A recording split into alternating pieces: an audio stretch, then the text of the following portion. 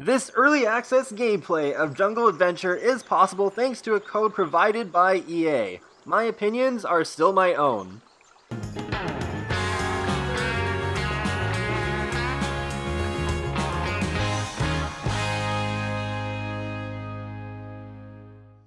Hey folks, how's it going? This is Seagull here, back with more coverage on Jungle Adventure.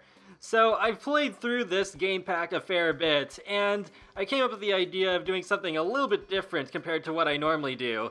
So here are 5 interesting things that you may not know about Jungle Adventure.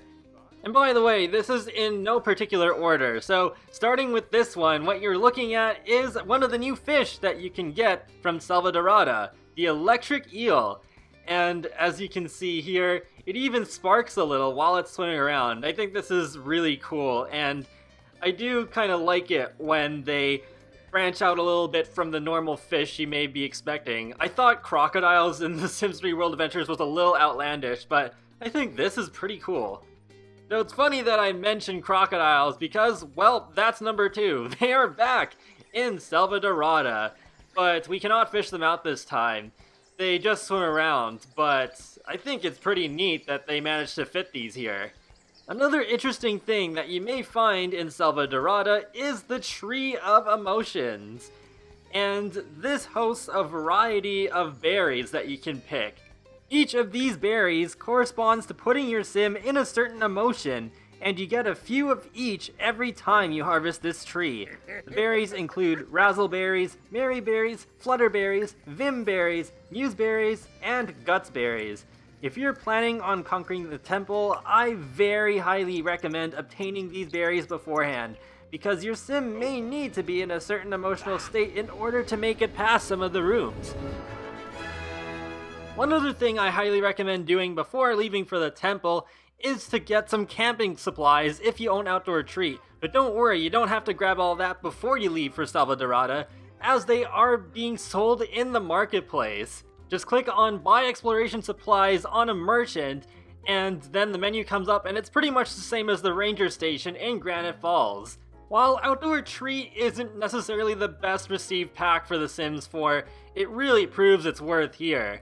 On top of that, this isn't like officially part of the list, but if you have the herbalism skill, that'll also really come in handy because the insect repellent liniment that you can earn fairly early on is something that will really help against the spiders that you may encounter in the jungle.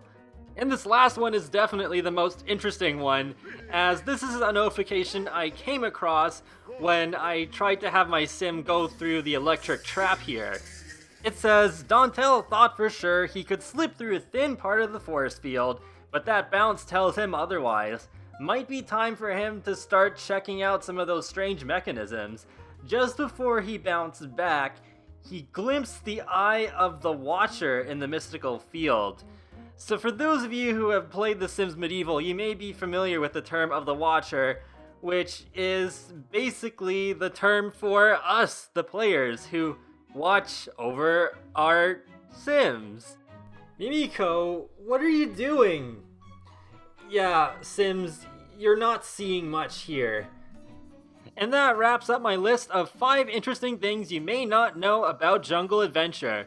So I hope this list makes you more excited for Jungle Adventure, which is releasing tomorrow. I can't wait for all of you to play with it yourself. I think this is easily one of the best packs they've released for The Sims 4 so far. Be sure to leave a like or a comment or even subscribe because it lets me know that you like my channel and my videos, and it helps you keep up to date more easily with the latest content from me. I do videos on The Sims, Sonic the Hedgehog, and more, so I will talk to you all later, and have a great day! Thanks for watching!